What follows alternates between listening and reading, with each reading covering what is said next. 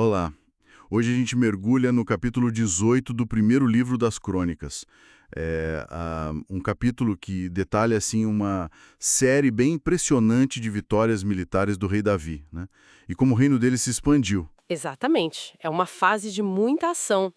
E logo de cara, uma coisa que chama a atenção e que se repete, né, várias vezes, é aquela frase: O Senhor dava vitórias a Davi em todos os lugares aonde ia. É verdade. Isso é central, sabe? É a chave de leitura que o próprio texto dá para a gente entender essas conquistas todas.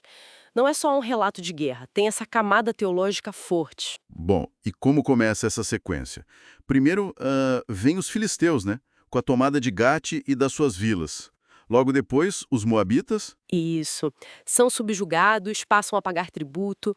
Essas vitórias iniciais, elas meio que estabelecem o tom, o padrão do que vai seguir. Uhum. Davi não está só na defensiva como talvez antes. Aqui ele está partindo para cima, expandindo mesmo o controle sobre os vizinhos. É uma mudança de postura clara. E aí a coisa fica grande mesmo com a campanha contra Hadazer, o rei de Zoba. O texto diz que ele queria controlar tudo até o rio Eufrates. Exato, pensa na ambição. E os números são, assim, espantosos para a época. Davi captura 1.000 carros de guerra, 7.000 cavaleiros, 20.000 soldados de infantaria. É uma vitória esmagadora. E tem aquele detalhe, né? Dos cavalos dos carros de guerra. Ele aleijou quase todos, poupando só 100. O que isso significa na prática? Olha, do ponto de vista militar, isso é muito interessante. Os carros eram tipo o tanque de guerra da época, a força de elite. Alejar os cavalos inutilizava essa arma poderosa do inimigo de forma definitiva. Ah, entendi. Ele não precisava, nem queria, talvez, manter todos aqueles cavalos e carros. Era mais fácil neutralizar. É uma tática brutal, sim, mas muito eficaz, estrategicamente. E mostra uma decisão calculada. Faz sentido. E essa menção ao Eufrates, isso realmente indica uma expansão de influência para bem longe, né? Norte e leste. Com certeza. Ter acesso ou controle naquela região significava projetar poder muito além das fronteiras mais conhecidas de Israel em direção à Mesopotâmia.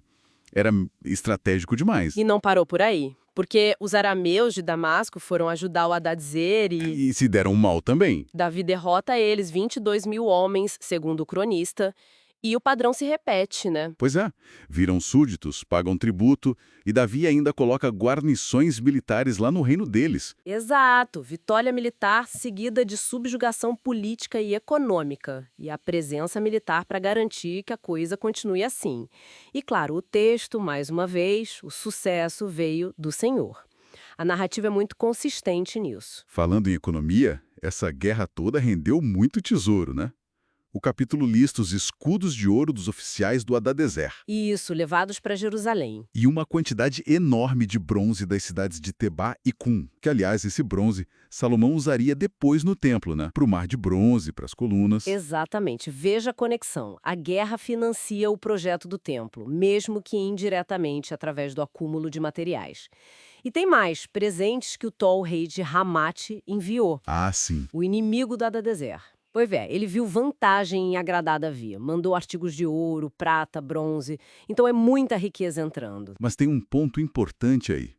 O que Davi faz com tudo isso? Ele não guarda só para ele, né? Não. O texto faz questão de dizer que ele dedica esses tesouros ao Senhor, junta com o que já tinha tomado de Edom, Moabe, Amon, dos filisteus, dos amalequitas. Tudo é consagrado.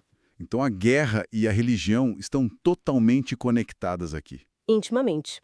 A riqueza da guerra é direcionada ao culto, ao divino. Reforça a ideia de que essas conquistas serviam a um propósito maior, ligado a Deus, não só a ambição de Davi. E ainda tem mais uma vitória importante no capítulo, sobre Edom, lá no sul. Sim, no Vale do Sal, Abissai, que era sobrinho de Davi e um dos seus comandantes, derrota 18.000 edomitas. E o resultado?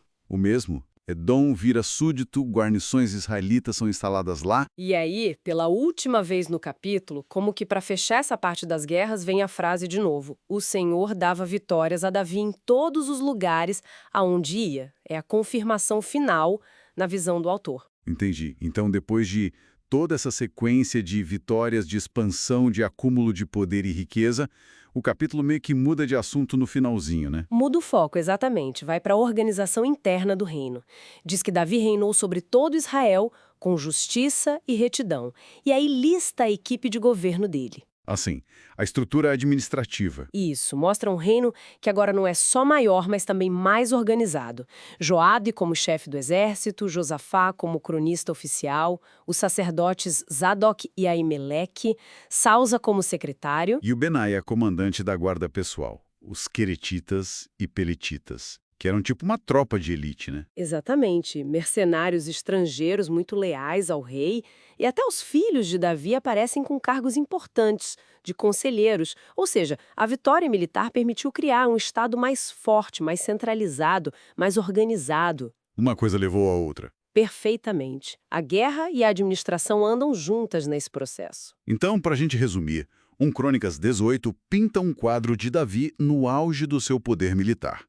Um rei guerreiro, bem-sucedido, expandindo o território, subjugando inimigos, acumulando riqueza para consagrar a Deus e montando uma administração forte para esse reino expandido. Tudo isso, segundo o texto, com a bênção e ajuda divina. Exato. E isso deixa a gente pensando, né? Essa ligação tão forte que o texto faz entre o sucesso na guerra, a riqueza que vem dela, o poder do rei e a aprovação divina. Como será que essa imagem, essa narrativa, moldou o que as pessoas esperavam de um rei ideal, um rei segundo o coração de Deus nas gerações futuras? Fica aí a reflexão.